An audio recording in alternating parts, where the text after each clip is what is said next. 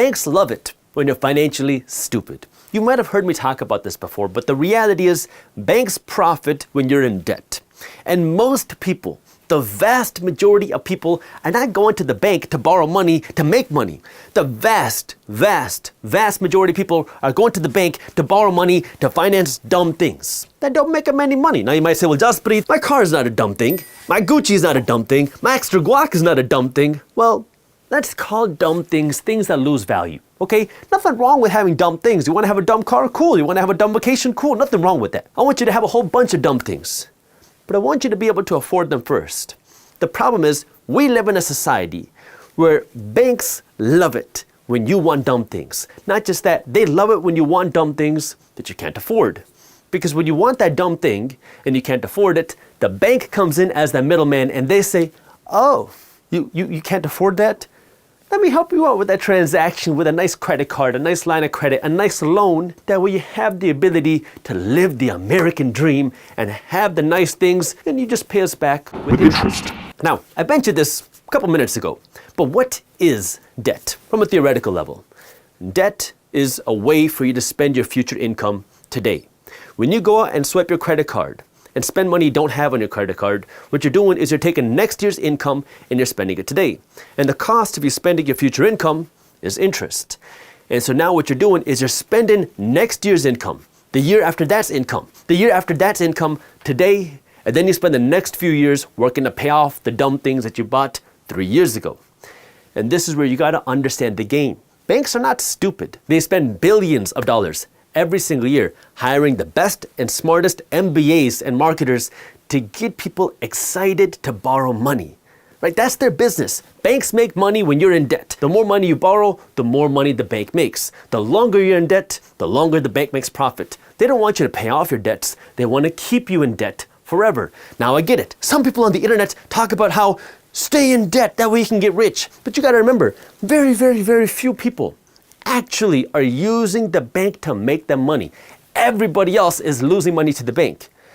And if you really want to build wealth, well then, if you stop paying money to the bank, you can keep more money for yourself. And when you keep more money for yourself, you have more money to invest in yourself. You have more money to buy stocks. You have more money to start businesses. You have more money to buy businesses. You have more money to invest in real estate. You have more money to travel and do other nice things because you're not giving all of your money to the bank. And the real unfortunate part is that being financially stupid is extremely profitable for the bank, which is why banks have been trying to target low-income, financially uneducated people many times, and they sometimes get in trouble for this with lawsuits. But that's not even the worst part. Like, we know that if you're bad with money, that you're gonna go out and borrow money from the bank. But it doesn't end there. Because when the banks know that you're bad with money, you're probably not going to have a good credit score. And then what happens when you don't have a good credit score is you're also going to be paying higher interest to the bank because you're a more risky investment. Like, think of it this way. If I had to go out and lend money to either Jeff Bezos, who I think is pretty good with his money and has the ability to pay me back, or my broke cousin Bunty, who isn't, who do you think I'm going to need a higher return from to justify my investment? Probably not Jeff Bezos, right? Well, anyways, whoever you think is a more risky investment is going to have to give you a higher rate of return, a higher interest rate to justify for the higher risk. And if you come into the bank showing that you're not good with money because you keep financing things and you can't pay them off because that's what the majority of people do is they spend money they don't have, the next thing that happens is the bank is then going to have to compensate for the higher risk that you're bringing to the bank, and the way that they do that is with a higher interest rate. So now you walk into the bank and they see that you are a subprime borrower. This is more of a banking term which essentially says you suck with money. You have a bad credit score. Now I get it, your credit score isn't exactly your money 101, but let's just ignore that topic for now and understand what the bank says when they see the bad credit score. They say, you're bad with money. We're going to have to compensate ourselves for the additional risk we have with you. So instead of giving you a 6% mortgage, we're going to charge you 11%. Instead of us charging you 7% on this auto loan, we're going to have to charge you 12%. And instead of you spending the money that you get from your paycheck,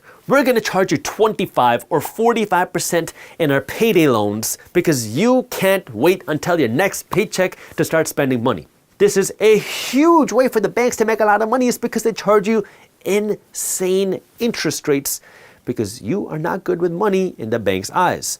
And if you don't believe me, let me give you an example. The average household in America has $6,500 in credit card debt today. And if you're like most people and you say, who cares about credit card debt? Everybody has a little credit card debt. And now you only make the minimum monthly payments of $150 a month. Do you know how much this credit card debt is going to cost you? Because most people don't.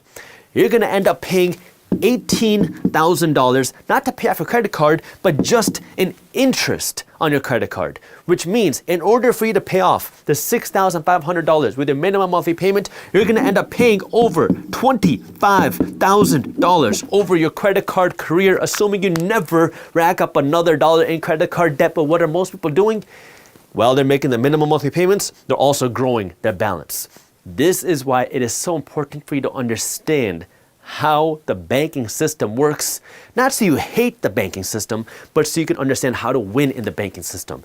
And the real way to win is to build your own financial education, to stop spending money you don't have, to control your money, to control your financial education, and start using your money as a tool instead of as a fool, like what most people do. Because if you can understand the system, then you can use it to your advantage. I have extra cash, and you can use the bank as a place to park your money. You can use your bank as a place to invest your money, not just with investing in the bank, but also earning some interest from the bank with a high interest savings account. It's a very different situation when you have $100,000 in the bank generating you 5%, which is $5,000 a year of cash flow, versus you owing the bank $100,000 at 7%, 10%, 15%, because then you're the person that's making everybody else rich who didn't use the bank the wrong way. That's what financial education is all about. If you enjoyed this clip and you want to continue your financial education journey, I have another video that I think you'll love. All you got to do is click that button right over there. And for those of you who want to stay up to date on the top finance and business news, you can join Market Briefs, my free financial newsletter, by clicking that button below. Thank you for watching, and I'll see you in the next one.